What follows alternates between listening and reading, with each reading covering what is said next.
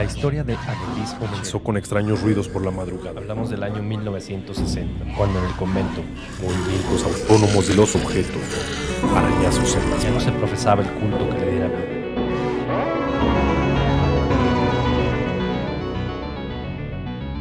Hablemos de terror.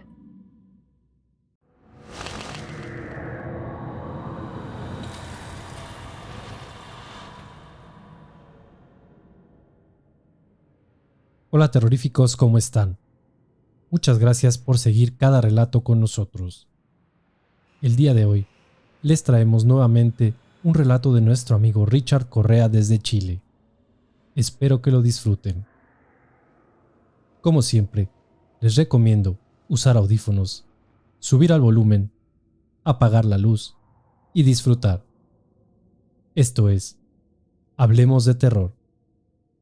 Bienvenidos.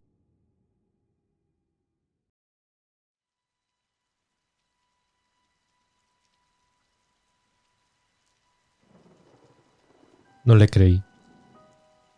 Pensaba que solo eran ideas fantasiosas de su mente infantil, cuando aquella noche llegó hasta nuestra habitación sollozando, contándonos que la señora sin piernas no lo dejaba dormir.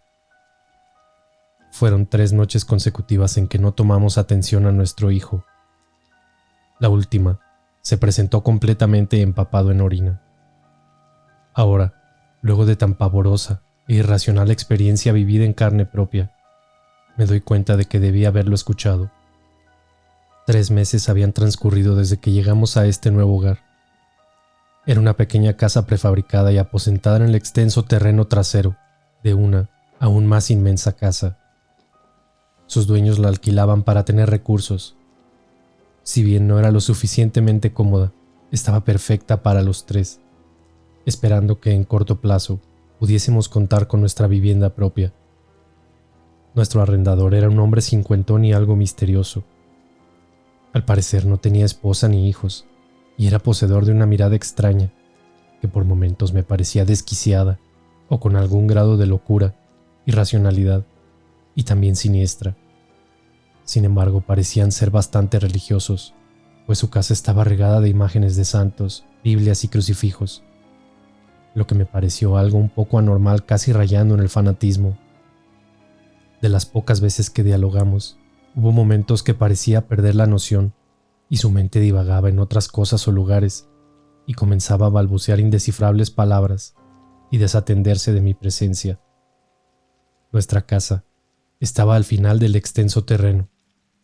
Para acceder a ella necesariamente debíamos pasar por la entrada principal de la casona y bordear por uno de los costados de su larguísimo patio. Al llegar a la parte trasera, un gigantesco ventanal daba cuenta de una inmensa habitación, en donde la anciana madre de nuestro arrendador reposaba habitualmente y pasaba la mayor parte del día. Con vestimenta siempre marrón o gris, reposaba en una silla de ruedas al parecer por su avanzada edad. Día a día, siempre estaba junto a la ventana, y me daba la impresión de una desatención por parte de su hijo, y que prácticamente transcurría todo el día en ese mismo estado.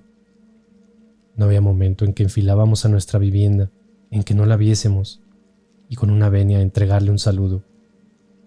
Siempre nos devolvía el gesto y una afable sonrisa, pero en sus ojos había una enorme tristeza y melancolía, una mirada de sufrimiento, de dolor y casi tragedia.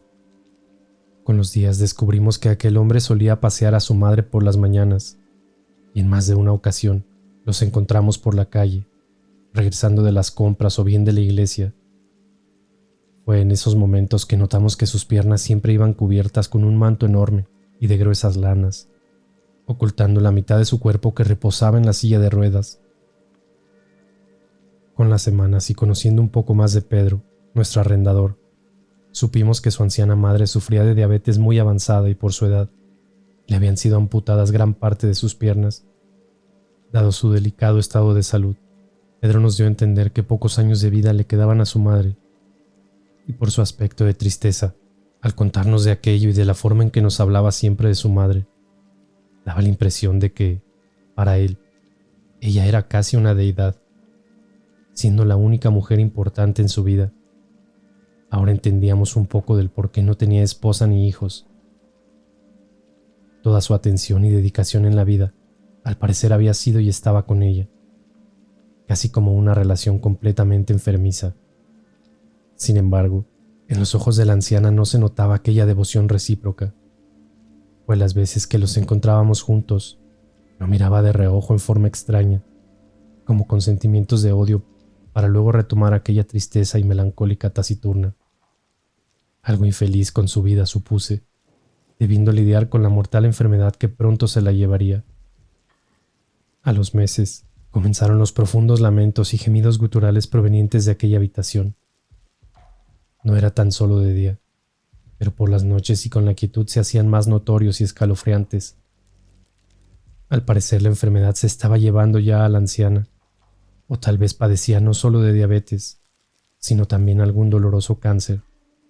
Aquello nos pareció por lo horroroso de tales lamentos. Algunas noches se hacían tan pavorosos que dificultaban nuestro dormir, debiendo poner la almohada en mi cabeza para acallar en algo los lamentos casi terroríficos. Desde aquella última noche de lamentos, dejamos de observar a la anciana junto al ventanal, como también cesaron aquellos lamentos. Conjeturamos con mi esposa que debía estar postrada en cama, agónica. Pedro ya no salía a diario, o no lo veíamos como de costumbre, inquietándonos por momentos. Recuerdo haberlo visto hace un par de días saliendo de la ferretería, y luego se lo había tragado la tierra, o la casa. Desechamos algunas teorías, y nos quedamos con la idea de que estaba al cuidado de su santa madre. Fue durante la noche que volvieron los gritos despavoridos. Esta vez era más dolor. Los desgarradores lamentos daban cuenta de ello, preocupándonos más de la cuenta. Eran tan horribles, como salidos de una escabrosa película de terror. Dios mío, apiada del sufrimiento de aquella anciana, balbucié. Parecía que no sobreviviría de esta noche. Casi una semana después, no habíamos caído en cuenta que las noches venideras transcurrieron en total calma y silencio. Si bien nuestra vida transcurrió normal, no notamos la ausencia de lamentos y que Pedro había desaparecido. Tampoco se sentía absolutamente ningún ruido proveniente de la casa, como era habitual. Ni siquiera un transitar o el sonido de las tuberías o llaves escurriendo el agua. Fue una tarde, cuando divisé a nuestro pequeño hijo, parapetado en aquel ventanal, que la preocupación se instaló. Parecía conversar con alguien que le hablaba desde adentro, pero cuando lo abordé sorpresivamente quedó pálido frente a mí, sin poder explicar qué hacía allí, ni con quién dialogaba misteriosamente. Preocupado y con algo de inquietud intenté observar hacia adentro, pero unas gruesas y oscuras cortinas impedían cualquier visual hacia el cuarto. Di unos golpecitos al ventanal e intenté llamar a la anciana y a Pedro, pero nadie respondió. Luego recorrí la casa por las afueras, llamando a viva voz sin respuesta alguna. Toqué la puerta trasera de la cocina y esperé algunos minutos, y nada. Posteriormente fui al acceso principal y toqué con fuerzas a la puerta, pero extrañamente parecía completamente vacía. Lógicamente pudo haber salido, y su anciana madre dormir profusamente, ayudada por calmantes, me imaginé. Aún así, había una calma inquietante ahí adentro, por lo que estuve atento todo el día para ver si llegaba Pedro, pero nunca regresó. Fue por la noche en que ocurrió aquel primer episodio con Nicolás. Llegó a nuestra cama en sollozos y asustado por aquella mujer que lo visitó en su cuarto. A sus tiernos 7 años nos relató de forma tan detallada y real que una mujer fea se arrastraba por su cuarto, emitiendo sonidos guturales y espectrales desde una putrefacta boca. No podía caminar, papá, no tenía piernas, y se metió debajo de la cama. Nos relataba con espanto, entre lágrimas. Al principio creímos que solo eran pesadillas, pero aquello continuó sucediendo las noches siguientes, y no fue hasta la 4ª noche que decidí ponerle atención y recostarme junto a él. de cierta forma para darle seguridad y tranquilidad, pero también para intentar entender qué era aquello que lo sumía en el miedo absoluto. El cansancio me venció y caí en un profundo sueño a su lado, hasta que aquel ruido me despertó. Si bien me alertó, no abrí los ojos en primera instancia, pues tampoco tenía mucho sentido hacerlo en la oscuridad. El ruido parecía provenir desde abajo de la cama, justo como Nicolás nos había dicho, y era similar al arrastre de algún pesado saco de arena. Luego un aliento quejumbroso y demoníaco invadió la habitación, y si bien era casi susurrante, era lo suficientemente escalofriante y pavoroso para entrar en pánico. Mi hijo despertó exaltado y a mi oído susurró: «Es papá, es la mujer sin piernas, ya llegó otra vez».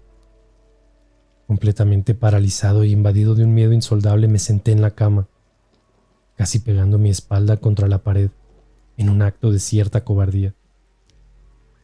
Desde la penumbra del cuarto podía notar una masa humanoide y negra reptar sobre los maderos del piso, haciéndolos rechinar a su andar, avanzando lentamente hacia la puerta. En la oscuridad pareció abrir esta con una de sus manos, para continuar deslizándose como una serpiente en la oscuridad. Tomé mi teléfono rápidamente y en forma torpe encendí la linterna, apuntando hacia la puerta. Lo que alcancé a ver me hizo gritar del pavor. Era una figura de mujer, avejentada como de una bruja, con sus piernas amputadas, a la altura casi de las caderas, de cuyas carnosas y asquientas laceraciones putrefactas colgaban trozos de huesos destrozados y sangre negra. El impacto fue tal que mis gritos y el llanto de Nicolás despertaron a mamá. Luego, en segundos, las luces de la casa se encendieron y apareció ella en la puerta para encenderla del cuarto. Confundida y a la vez asustada por nuestro griterío, intenté explicarle lo que había presenciado, pero no me salían las palabras. Inspeccionamos luego toda la casa, sin encontrar rastro de aquel espectral ser que solo dejó en el ambiente un hedor a podredumbre, putrefacto, el cual mi esposa pudo notar, dejándonos aún más confundidos. A la mañana siguiente, me dispuse al trabajo como de costumbre. Aún me parecía tener en mis narices aquel hedor cuando salí, pero fue a mi regreso que el nauseabundo aroma a pestilencia lo sentí más intenso. Mi esposa me esperaba en la puerta, con un pañuelo en sus narices, para advertirme de la asquerosidad. El ambiente era como si un animal muerto llevase días en algún lugar del terreno. Por tanto, nos dispusimos a buscar en todos los recovecos del lugar. En forma siniestra, aquella putrefacción nos fue acercando lentamente al cuarto aquel, donde residía la anciana, haciendo imposible no pensar en el peor de los desenlaces. Pero ¿cómo sería posible? Una serie de imágenes de horrible connotación pasaron por mi mente. Quería no creer en lo inevitable, pues el hedor provenía efectivamente de aquel lugar, traspasado desde una pequeña abertura del ventanal que en días anteriores no estuvo. Rápidamente saqué mi pañuelo y tapé mis vías respiratorias, dispuesto a penetrar en aquel cuarto casi sin pensar en mis actos. Cuando abrí por completo el ventanal, el hedor a muerte abofeteó mi cara. Ni siquiera el trapo en mis narices evitaba que la pestilencia llenase mis pulmones, asqueándome a tal que estuve a punto de vomitar. La habitación estaba completamente oscura, y el enjambre de moscas, que sin observarlas del todo parecían engolosinadas con el lugar. Desconocía el cuarto, por lo que me tropecé en el marco del ventanal y busqué mi teléfono para dar algo de luz. Tiritaba de miedo y mis manos se hacían torpes en mis intentos de sacarlo rápidamente desde mi pantalón. De pronto, un silencio anormal se apoderó del momento. Hasta las moscas parecían haber cesado su zumbido. Mientras encendía el teléfono, un sonido similar al de una cuerda balanceando algo llegó a mis oídos, escalofriante y terroríficamente. Era como oír columpiarse a un chico desde una soga amarrada a un árbol, haciendo rechinar sus ramas, como la cuerda misma en el accionar. La única diferencia era el tenue balanceo. Cuando di fulgor al lugar, quedé choqueado al instante. Grisáceos pies oscilantes y un banquillo volteado en el piso fue la primera escena de muerte impactando mi ser, para luego con asombro y pavor vislumbrar el cuerpo balanceante desde una gruesa soga. Era el cuerpo de Pedro, cuya lengua amoratada tanto o más que su espectral rostro brotaba desde su boca con una longitud extrema y horrorosa. Desnudo y con una frase en el cuerpo tatuada con pinturas rojas, la cual decía: «Perdóname, madre». Colgaba muerto quizá desde hace unos cuantos días.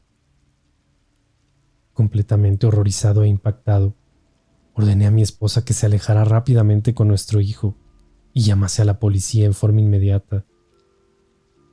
En shock, pues nunca había visto un cadáver de tal forma, seguí alumbrando el cuarto, creyendo que lo había visto todo, pero no. Algo todavía más horrible me esperaba, sobre lo cual no tengo calificativos para expresar tal horror. Otro cuerpo iba a quedar al descubierto, con connotaciones de sacralización o casi satánicas, algo completamente inhumano e irracional.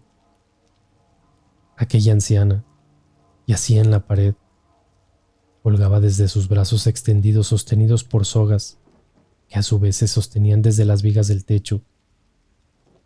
Simulaba una especie de crucifixión, me pareció, pues en la cabeza de la anciana una especie de corona improvisada la adornaba en muerte. Era la escena más grotesca y pavorosa que puede existir. Más aún, cuando divisé su parte inferior del cuerpo, en donde sus piernas habían sido cercenadas, a la altura casi de sus caderas, de forma brutal y artesanal, carente de toda prolijidad y herramientas adecuadas. Lo más estremecedor era que de aquellos muñones, unos palos asimétricos hacían las veces de piernas, en cuyo extremo inferior unos zapatos habían sido clavados, como simulando sus piernas íntegras. El piso estaba regado de sangre y de carne corrompida, y en lo que eran unas bolsas transparentes, al parecer guardaban los restos de lo que quedaban de sus piernas. Salí del lugar rápidamente, mareado y con fuertes náuseas que pronto me hicieron vomitar. Aquella escena grotesca, espeluznante e inhumana, me dejó al borde de la locura, y como pude, incluso algo mareado, me alejé del lugar. La policía se hizo presente, y luego los servicios forenses. Acordonaron rápidamente el lugar y la casa misma, la cual pronto se llenó de observadores. Una ambulancia también fue solicitada, ya que sentía mucho mareo, y el estado de shock fue tal que tiritaba sin poder calmarme. Las palabras no me salían, y seguí vomitando cada vez que recordaba aquellas pavorosas escenas del cuarto. ¿A qué punto puede llegar la irracionalidad y la locura de las personas? Es lo que me he venido preguntando desde aquella noche. Si bien han pasado un par de semanas, aún no logro superarlo en lo absoluto, ni mermar el trauma ocasionado. Gracias a Dios, estamos a prontas de irnos de este lugar. Encontramos ya una nueva vivienda. Tengo miedo. También algo paranormal hubo en todo esto. Mi hijo, extrañamente, sigue hablando de la mujer sin piernas, pero ya no le teme. Hay días en que lo encuentro en el patio, cerca de la casa, conversando con alguien. Aquello me aterra de sobremanera, y un escalofrío me invade. Por las noches no he dormido bien tampoco. Escucho constantemente aquella silla de ruedas transitar por las afueras de la casa y el rechinar de sus ruedas. Y en otras ocasiones la siento arrastrarse bajo la cama. Menos mal, son nuestras últimas noches aquí.